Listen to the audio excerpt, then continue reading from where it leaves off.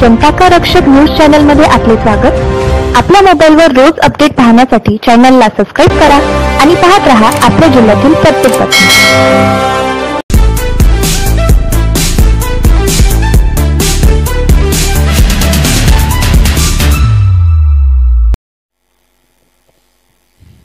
जैसे कि हम जानना चाहेंगे, जो आप कह रहे हैं कि हैरेसमेंट बड़ी तादाद से यहाँ पे इस डिपार्टमेंट में होती है एम्प्लॉयज़ के साथ, अगर उनकी बातों को ना माना जाए, तो मैं आपसे जानना चाहूँगी कि अब तक कितने एम्प्लॉयज़ है जिनके साथ इस तरह के वाक़यात हुए और उन्होंने जॉब छोड़ने पे मजबूर हो गए?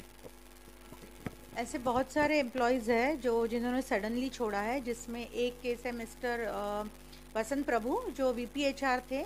उनकी सैलरी भी बहुत हाई थी। देखो, रीजनिंग में हर एक रीज़न ये देगा कि मुझे कोई बोलेगा कि मुझे मेडिकल इश्यूज़ है, क्योंकि हर आदमी में वो गट्स नहीं होते कि सामने आके बोले। तो उन्होंने ये गट्स दिया, ये रीज़न दिया था कि वो कहीं पे और खुद का बिजनेस कर रहे हैं। बट सडनली 1.25 लाख की जॉब छोड़ के रातों रात तो कोई घर पे नहीं बैठता है। तो वसंत प्रभु जी है, वो उनकी भी काफ़ी हैरेसमेंट हो रही थी। बहुत सारे इंसल्ट उनके हो रहे थे जो हमने मीटिंग में खुद विटनेस किया हुआ है। फिर बात आई, रिसेंटली मैंने सुना मिस माधुरी मोरे जो कंपनी सेक्रेटरी थी, उसके ऊपर भी काफ़ी रिस्पॉन्सिबिलिटीज़ हैं। और इतने हाई लॉकडाउन के पीरियड में वो सडनली छोड़ के जाए, ये ताज्जुब लगता है। बट येस, उसको भी सस्पेंड किया गया था क्योंकि उसने भी काफ़ी लोगों के खिलाफ आवाज़ उठाया था। सो आई वुड डेफिनेटली से कि ऐसे बहुत लोग हैं, उनको रातों रात मतलब इतने परेशान किया जाता है कि वो फाइनली छोड़ने पे मजबूर हो जाते। कुछ ना कुछ जानबूझ के केसेस निकलवाते, जानबूझ के कुछ ना कुछ ऐसे इस तरीके से करते हैं कि ऑफिशियली कि उसको इतना परेशान करते हैं कि वो आदमी छोड़ के, अगर मेरे जगह पे हो सकता है कोई और लेडी होती तो शायद और 4 साल पहले छोड़ दी होती। बिकॉज इस तरीके से मुझे मेंटली हैरेस जानबूझ के वो पोजीशन पे रखा था नॉन परफॉर्मर का टैग देने के लिए। उनको बिल्कुल मालूम था कि मैं परफॉर्म कर रही, तो ये जानबूझ के किया था। एक मिनट के लिए मेरे CLs काटे जाते थे, बहुत कुछ हुआ, बट मैंने भी बिल्कुल नहीं सहा।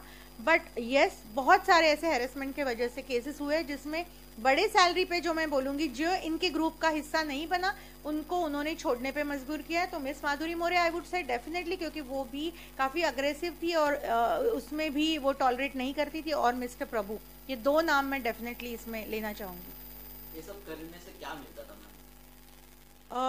करने से उनकी जो लालच थी पैसों की, हवस की, सत्ता की, कि हम ही टॉप मोस्ट जाए किसी और को।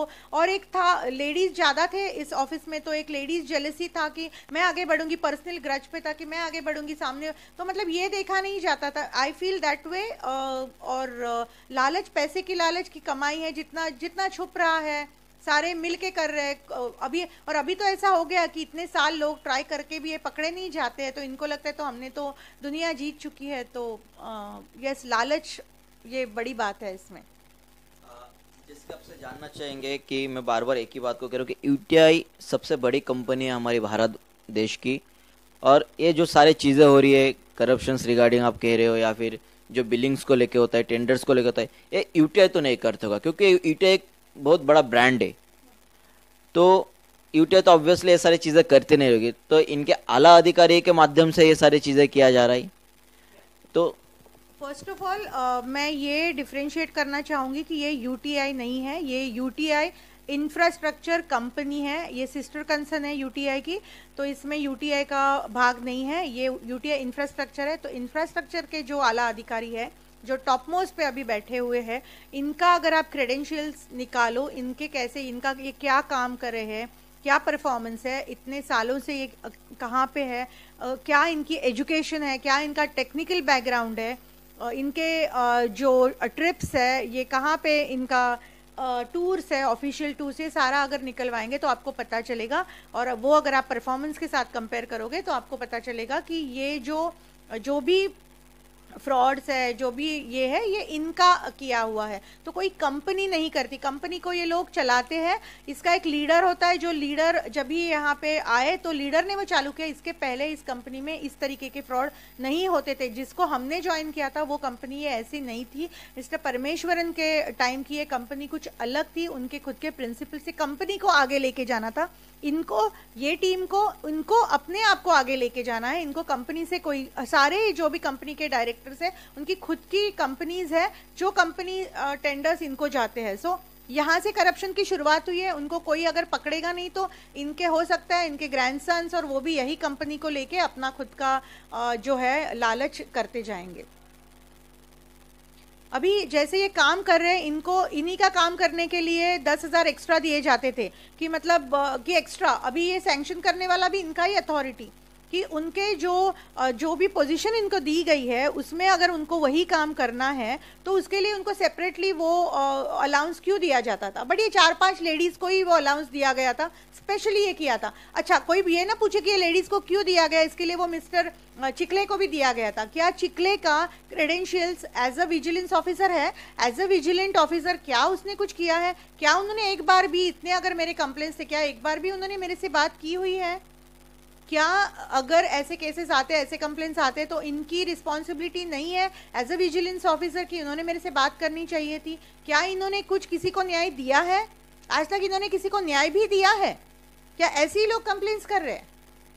किसको न्याय दिया है इन्होंने एज अ विजिलेंस ऑफिसर? इन्होंने अपना बताया ये तो गलत है, वो तो गलत है। माधुरी मोरे ने भी किया तो उसको निकाल दिया वहां से, उसको सस्पेंड किया गया था बीच में, फिर अभी उसने रिजाइन करके, तो सस्पेंशन के बाद हो सकता है उसको बहुत तकलीफ दी गई होगी, क्योंकि कोरोना के दिनों में अगर उसने छोड़ा है तो डेफिनेटली उसका कुछ रीजन होगा।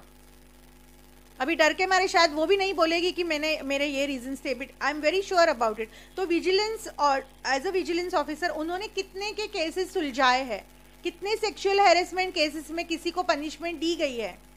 अगर पीएफ में पनिशमेंट होनी चाहिए थी नेग्लिजेंस के हिसाब से मिस अश्विनी को, तो उसको क्या सजा दी गई? उसमें क्या, उसका क्या प्रॉब्लम, कहाँ पे उसको सजा दी? इतने लोगों का उसने नुकसान किया, क्या वो लोगों के पैसे दिए गए? क्या उसके सैलरी में से वो पैसे दिए गए उनको? नहीं। तो क्या किया विजिलेंस ने? तो विजिलेंस नाम का है डिपार्टमेंट इस ऑफिस में। किसी भी लेडीज के बारे में बात करते समय ही बाई ऐसे बोला जाता है, बहुत गंदे तरीके से। By, yes, by is the word for ladies in Marathi, but जिस तरीके से वो बोलते हैं, आई एम सॉरी टू से, बट ये कंपनी बिल्कुल भी चलाने के लायक नहीं है। गवर्नमेंट ने इसके जो भी टॉप ऑफिसर्स हैं, इनके एजुकेशन, इनके क्रेडेंशियल, इनके अलाउंसेस, इनको मिली हुई अलाउंसेस, इनको मिले हुए टूर्स, ये सारे देखने चाहिए और फिर इसको कंटिन्यू करना चाहिए। इनके टेंडर्स सारे चेक करने चाहिए, फिर इनको आगे लेके जाना चाहिए। क्यों आज ऐसे केस आई है कि जहां पे टेंडर में आधे ही पैसे वो कंपनी को मिल रहे? क्यों? तो आधे पैसे गए कहाँ? कानूनन उसी को फुल पैसे मिलने चाहिए जिसने काम किया है। जहां पे एवीपी है उसको उसकी सैलरी पूरी नहीं पड़ती है कि उसके ही कंपनी का क्यों निकला है, उसको उसके कंपनी को कैसे टेंडर जा सकता है? वही काम करवा रहा है, वही पैसे खा रहा है दिखाने के लिए। तो मतलब दुनिया को लगता है इनको कि आंखें नहीं है। कब तक चलेगा ये सब कुछ? Thank you.